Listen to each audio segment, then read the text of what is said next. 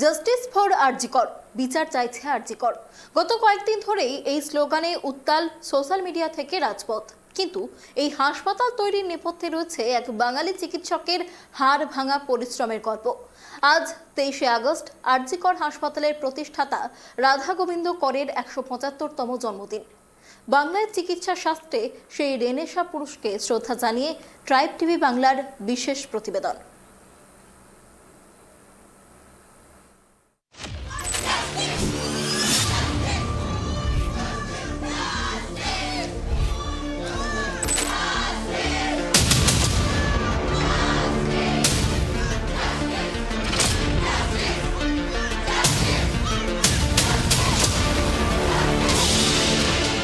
ঊনবিংশ শতাব্দীর শেষ দিক, গরমের সঙ্গে পাল্লা দিয়ে কলকাতায় বাড়ছে প্লেগের প্রকোপ। প্লেগ বিধ্বস্ত কলকাতায় তখন হাজার হাজার মানুষের প্রাণ বাঁচিয়ে চলেছেন একজন ডাক্তারবাবু। আর্তের সেবায় সেই ডাক্তারবাবুই কার্যত ভিক্ষে করে তৈরি করলেন এশিয়ার প্রথম বেসরকারি হাসপাতাল। তিনি রাধা গোবিন্দ কর, সংক্ষেপে আরজি কর।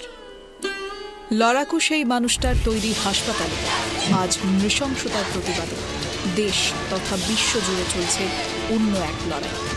সেই লড়াইয়ে সামিল হয়েছে লক্ষ লক্ষ।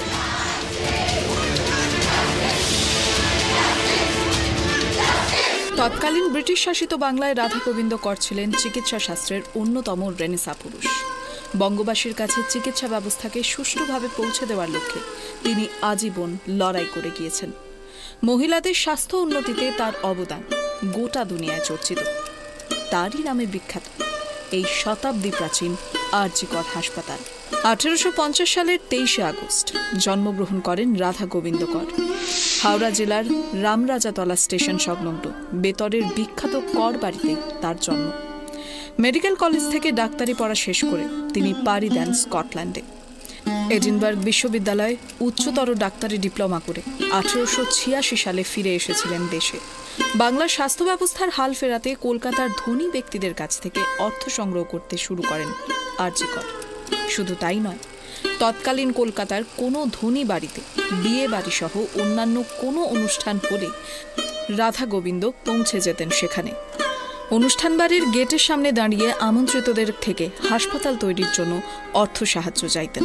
নিজের জমানো 25,000 টাকা আর সংগ্রহ করা অর্থকে সম্বল করে 1886 সালে বৈঠকখানা বাজার রুটে ক্যালকাটা স্কুল অব মেডিসিন প্রতিষ্ঠা করেন ডক্টর রাধা গোবিন্দ কর।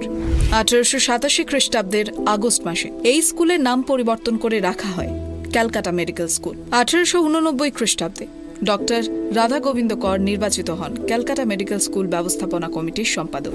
1904 খ্রিস্টাব্দে ক্যালকাটা মেডিকেল স্কুল এবং একটি বেসরকারি চিকিৎসা শিক্ষা প্রতিষ্ঠান college of physicians and science of Bengal একত্রীভূত হয়ে the Calcutta medical school and college of physicians and science of Bengal তৈরি হয়। 1916 খ্রিস্টাব্দের 5ই জুলাই বেলগাছিয়া মেডিকেল কলেজ নামে উদ্বোধন করা হয়। ডক্টর রাধা গোবিন্দ কর প্রথম সম্পাদক নির্বাচিত হন। 1948 সালে তীব্র আর্থিক সংকটের সময় বেলগাছিয়া মেডিকেল কলেজের ফের নাম বদলের দাবি ওঠে।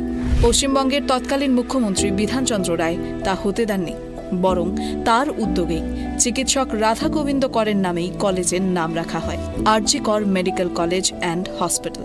সেই নামেই গোটা দেশ এখনো পর্যন্ত জেনে আসছে এই হাসপাতালকে। দেশের মানুষের চিকিৎসা ব্যবস্থার পথ সুগম করতে রাধা গোবিন্দ করের এই লড়াই প্রথমে বাঙালি সমাজের সমর্থন পায়নি, পরে গোটা দেশে প্রথম সারির মেডিকেল কলেজগুলোর মধ্যে অন্যতম আরজি কর মেডিকেল কলেজ অ্যান্ড হসপিটাল। সেই আরজি কর হাসপাতালের পরিকাঠামোই এখন গোটা দেশের চর্চিত বিষয়। সম্প্রতি এই হাসপাতালে এক তরুণী চিকিৎসককে ধর্ষণ ও খুনের ঘটনায় উত্তাল গোটা দেশ। আজ ছড়িয়েছে দেশের গণ্ডির বাইরেও। আম জনতার মতো সুবিচারের দাবিতে পথে নেমেছেন রাধা গোবিন্দ করের পরিবার।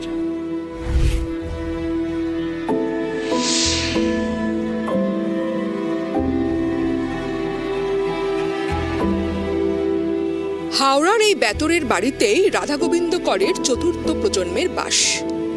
আরজি কর হাসপাতালের নৃশংসতম ঘটনায় তাদের পরিবারের মান ক্ষুণ্ণ হয়েছে বলেই দাবি করছেন পরিবারের বর্তমান প্রজন্ম।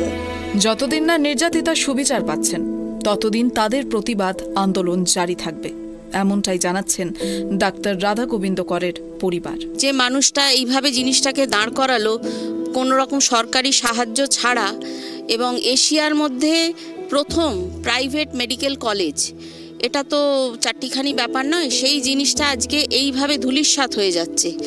আলটিমেটলি কোনো সময় আমাদেরও কানে আসছে হসপিটালটাকে হয়তো সিল করে দেওয়া হবে। তো এটার কি বলবো, এর বলার কিছু আছে কি? এখন প্রশাসন বলুন, বিচার ব্যবস্থা বলুন, যাই হোক, এখন তো সিবিআই এবং সুপ্রিম কোর্টের হাতে রয়েছে।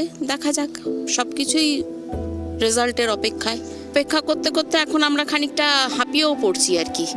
সময়টা তো চলে যাচ্ছে না, একটা করে দিন, প্রায় দিনই নামছি এবং আগামী দিনেও নামবো। সামনেও আরও আছে সমস্ত আমাদের র্যালি, তার মধ্যে থাকবো আমরা ওই যে এর যাতে সুরাহা হয় এবং বিচার হয় এবং কঠিনতম দণ্ড হয়।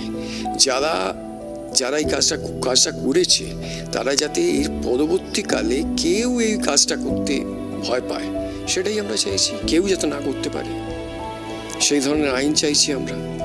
কর পরিবার জানিয়েছেন, আরজিকর হাসপাতালের প্রতিষ্ঠাতার ১৭৫তম জন্মদিন এবার পালিত হবে নির্যাতিতার বিচার চেয়ে। শত অপমান সহ্য করেও হাসপাতাল তৈরির স্বপ্নকে বাস্তবে রূপ দিয়েছিলেন রাধাগোবিন্দ কর। তার তৈরি বিরাট ইমারতে এখনো ঘুণ ধরেনি, কিন্তু ঘুণ ধরেছে সামাজিক জীবনে। আর যা দেখে হয়তো লজ্জা পাচ্ছে রাধাগোবিন্দ করের আবক্ষ মূর্তি। আর রাধাগোবিন্দ করের পরিবার এখন বিচার চাইছে। তারা ফর আরজির সঙ্গে দেবযানী, ট্রাইব টিভি।